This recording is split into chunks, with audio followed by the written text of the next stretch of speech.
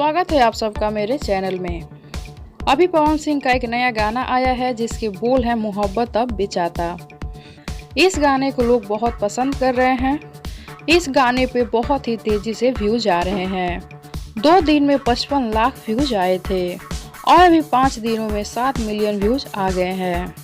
Video में आगे बढ़ने से पहले वीडियो को लाइक कर ले, चैनल को सब्सक्राइब कर ले। वीडियो पूरा देखने के बाद शेयर जरूर करें।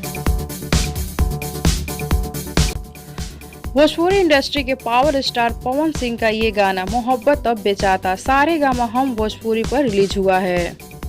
इस गाने को पवन सिंह गाए हैं और इस गाने में पवन सिंह परफॉर्म भी कर रहे हैं और उनका साथ दे रही हैं काव्या सिंह। ये दर्द भरा गाना है। इस गाने का कॉन्सेप्ट अलग है। इस दर्द भरे गाने में पवन सिंह और काव्या सिंह दोनों के बीच रोमांटिक केमिस्ट्री देखने को मिल रही है।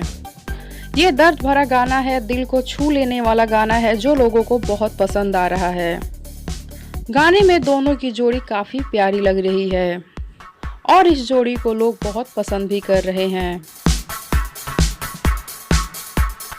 इस गाने के बोल अर्जुन अकेला लिखे हैं और इसका म्यूजिक छोटू रावत ने दिया है।